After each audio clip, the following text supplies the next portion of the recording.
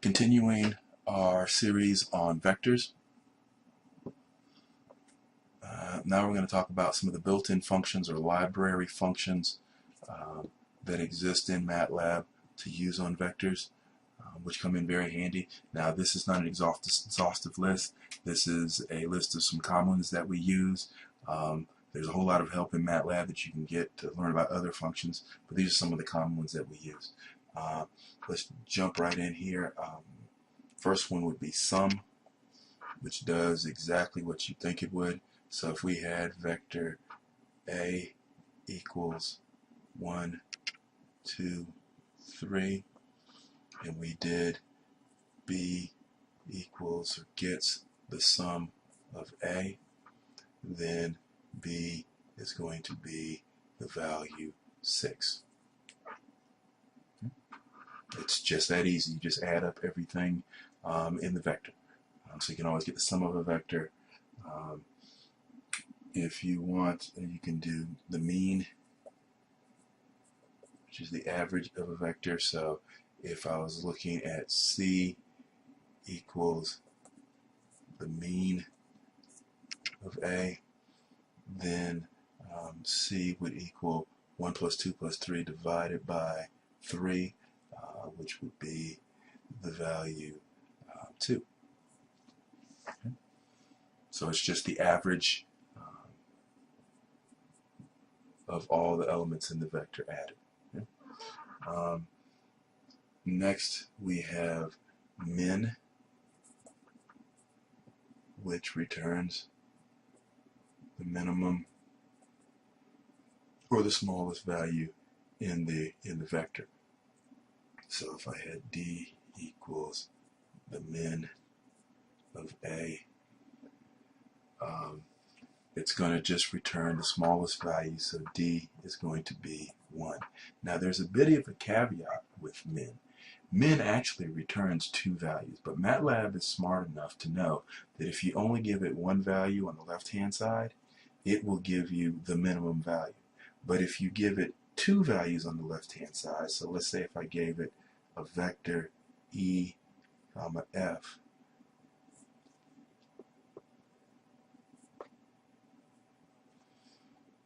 equals min of A, the first value is actually going to be the value.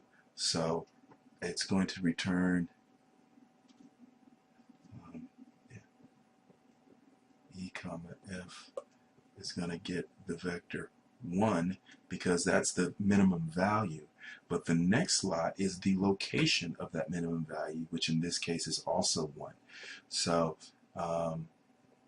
if you give min 2 elements on the left-hand side, or a vector of 2 variables on the left-hand side, MATLAB is smart enough to know that it's going to give you the minimum value and then the location of that minimum value, which comes in handy a lot of times. So just be mindful that if you give it one thing on the left-hand side, it's just going to give you the minimum value. If you give it 2 things, 2 variables, a vector with 2 variables in it on the left-hand side, it's actually going to give you the value and the location. Okay. Same thing. If I come over here, we look at max. Well, max does the same thing min does, except for it gives the maximum value. So once again, if I have H equals the max of A, then H is going to get the value 3. But if I come in here and I say I comma J equals the max of A, then I comma J is going to be the vector. The max value is 3 and the max location is 3. So that's what you're going to get. So those are sort of the numerical ones. There are many others, but just to give you an idea, some of them return scalars like this. Some of them are smart enough, like min and max, to know what you're asking for and to be able to adjust what they give you. And so there's a ton of help and contextualized help in MATLAB, but this gives you an idea that there are these built-in functions for vectors.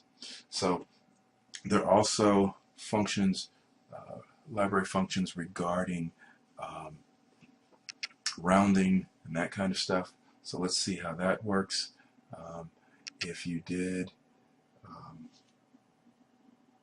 there's a function called round, which rounds like normal round, like we normally would round, which means that everything with a 0.5 and greater goes up, and everything less than 0.5 goes down to the previous number. So if your number is here, then anything 0.5 goes up to the next number, and anything less than 0.5 goes down to the previous number. If you're on the negative side of the house, then that holds as well. So let's look at this. If we had, let's say, A, once again, equals the vector negative 3.5, I don't know, and 3.5. And we do B equals round A. Okay. What's going to happen is B is going to get and become the vector. If I round negative 3.5, what I wind up getting is it actually rounds to negative 4, and then 3.5 rounds to 4. Okay, so that's rounding. There's the idea of ceiling, which takes a number up to the next highest value. So once again, if I did C equals ceiling, if C equals the ceiling of A, then it's going to be element by element, just like it was with round. C is going to get negative 3, 4. So this concept of ceiling implies that numbers sort of go positive infinity, negative infinity, 0 in the middle, and the ceiling is up here, and the floor is down here. So if you're doing ceiling, it's going to take things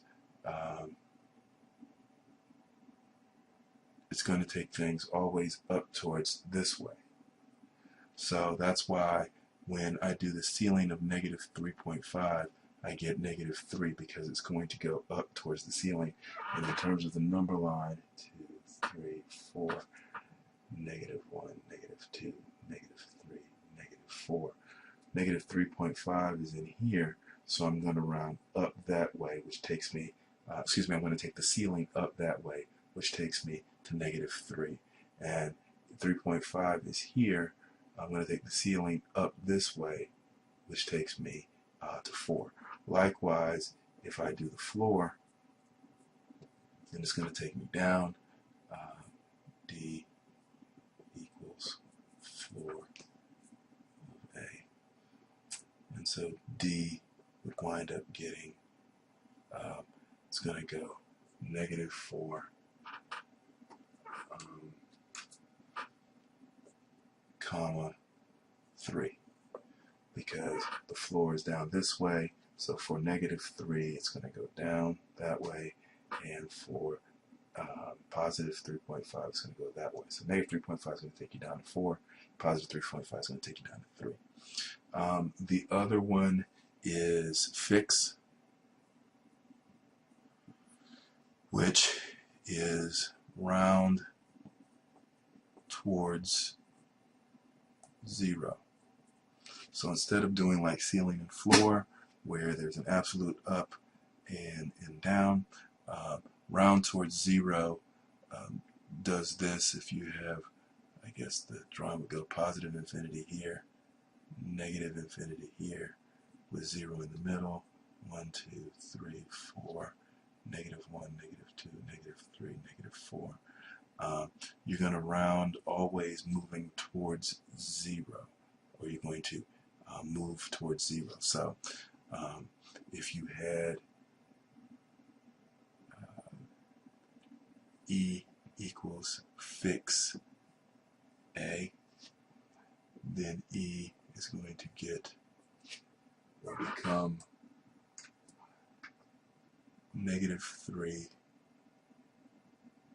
comma 3, because you're going to be, if negative 3.5 is here, you're going to move towards 0, and positive 3.5 is here, you're moving towards 0 as well. You're simply really truncating, you're taking the back part off, and so fix gives you negative 3, comma 3. These are just a few of the functions, round, ceiling, floor, and fix, that are built in to MATLAB. So we'll encounter them as we go. There's plenty of online help, but I just want you to know that there are a lot of them out there. Some of them work element by element, and some work on all the values of a vector.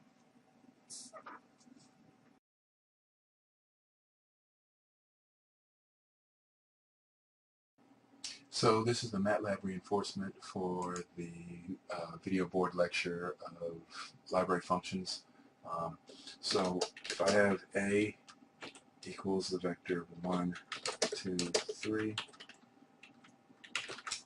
and I do B equals the sum of A, and I execute this. I've already saved this, so it's not going to ask me to save it. I get B equals 6 over here in the workspace. If I do C, there are a couple of functions that I'll cover here that I didn't necessarily cover in the video. If I can do the sum, then it makes sense that I can also do the product. And so C, PROD, gives you the product of the vector A, which is also 6 in this case. You can do the mean, which is the average. So let's go. Oops.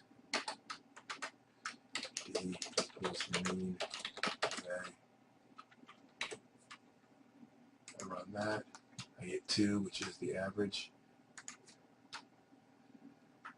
We talked about also this idea of min. So if I give min, if I just put one variable over here on the left, MATLAB's smart enough to just give me the minimum value, which in this case is 1. But if I put a vector on the left,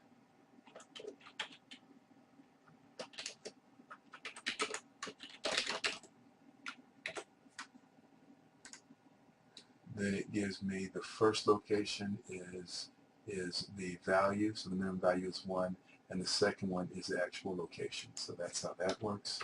And the same thing with max.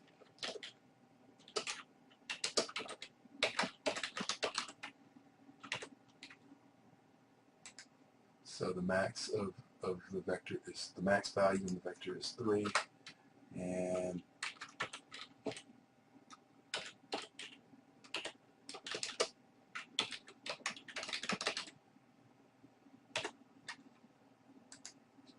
with this one, it's going to, I is going to give me the max value, and J is going to be the location. In this case, both of those are 3 as well. Some more functions that I went over on the board are rounding, ceiling, and floor. And so let's take a different vector here. Let's do K equals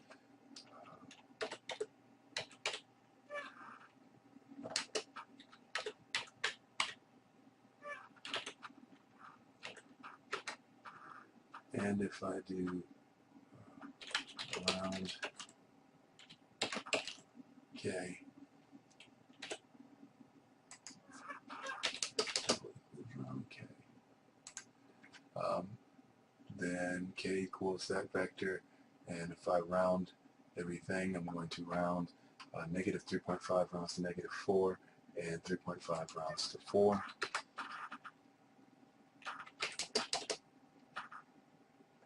Take the ceiling, concept of the ceiling is that you move towards positive infinity. So the ceiling of vector k, so it's going to move negative 3.5 to 3 to negative 3, and 4 is going to go to the ceiling. Let's see, the 3.5 is going to go to the ceiling 4. Likewise, you can do the 4, which is moving everything towards negative infinity.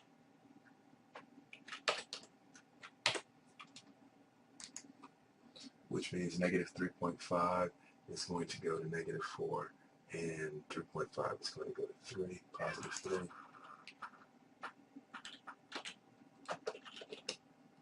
And then you have fix, which is rounding towards 0, which is effectively truncating. So negative 3.5 is going to go to negative 3, and 3.5 is going to go to positive 3. Okay, so those are just some quick functions, but let me show you some of the MATLAB help that's available with functions, which is why I don't have to necessarily be so inclusive of all functions, because there's a lot of help. First of all, if you right-click on a function, if it's a valid function, and hit open, it actually opens up a window which talks a little bit about that function. Sometimes it's very helpful, like in terms of if you do sum, you get something that's very helpful there. You can always right-click on a function to see something. Also, you can also go down here in MATLAB and type in help, and that will give you help on a particular function. So if you just type in help, just general, it brings up a lot of directories for help, which you might not want all that. Let's clear this screen so you'll see. But if I do help on a particular function, sum, then it goes through and gets me help just on the summing function. And so you can type in help and then the name of something, and it actually gives you help there. Also, up here on this toolbar, you can browse functions. It says you can browse by hitting this button or hitting Shift F1. So if I hit that, it brings up a whole library of functions. Linear algebra functions, polynomial functions, elementary math functions. So if I want trigonometry, those are the trig functions there. So it goes on and on. So what I wanted to do here is give you some basics. But as you can see, there's plenty of help out there for all the functions that you might need.